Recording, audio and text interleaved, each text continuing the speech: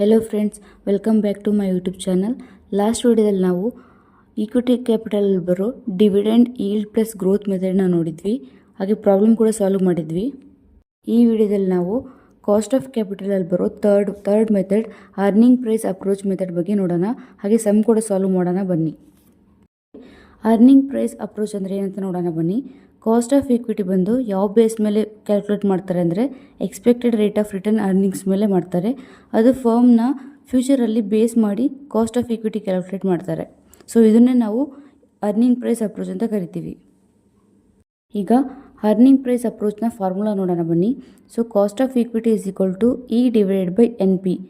E ಅಂದರೆ earning per share, N P ಅಂದರೆ net proceed, that is market value. So ಇದರಲ್ಲಿ net proceed ಅಂತ ಕೊಟ್ಟಿಲ್ಲ ಅಂದರೆ ಮಾರ್ಕೆಟ್ ಪ್ರೈಸ್ ಕೊಟ್ಟಿದ್ದಾರೆ. ಸೊ ನಾವು ಅದನ್ನೇ ಮೆನ್ಷನ್ ಮಾಡ್ಕೊಳ್ಳೋಣ, market price ವ್ಯಾಲ್ಯೂನೇ.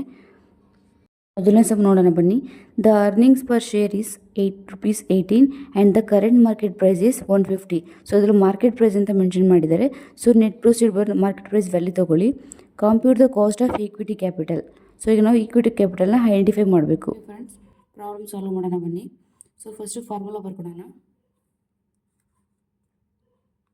Cost of equity is equal to earning per share divided by net proceed. ಓಕೆನಾ. ಸೊ ಫಸ್ಟ್ ನಮಗೆ ಏನು ಕೊಟ್ಟಿದ್ದಾರೆ ಮೆನ್ಷನ್ ಮಾಡ್ಕೊಳ್ಳೋಣ. A is equal to earning per share ಬಂದು ಸಮ್ಮಲ್ಲಿ ನಮಗೆ 18 ಕೊಟ್ಟಿದ್ದಾರೆ. ಓಕೆನಾ. ಸೊ ಈಗ ನೆಟ್ ಪ್ರೊಸೀಡ್ ಎಷ್ಟು ಕೊಟ್ಟಿದ್ದಾರೆ ನೋಡೋಣ ಬನ್ನಿ. ಸೊ ನೆಟ್ ಪ್ರೊಸೀಡ್ ಇಲ್ಲ, ಮಾರ್ಕೆಟ್ ಪ್ರೈಸ್ ಅಂತ ಹೇಳ್ತಾರೆ. ಸೊ ಮಾರ್ಕೆಟ್ ಪ್ರೈಸ್ ಬಂದು ನಮ್ಗೆ ಎಷ್ಟು ಕೊಟ್ಟಿದ್ದಾರೆ, 150 ಕೊಟ್ಟಿದ್ದಾರೆ.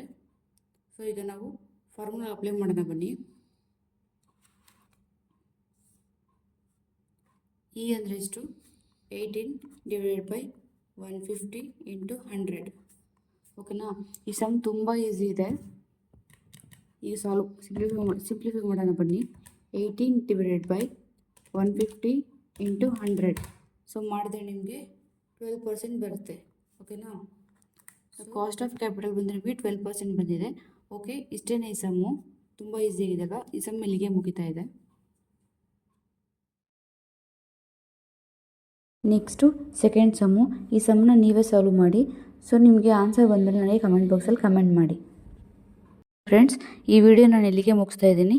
ನೆಕ್ಸ್ಟ್ ವಿಡಿಯೋದಲ್ಲಿ ನಾವು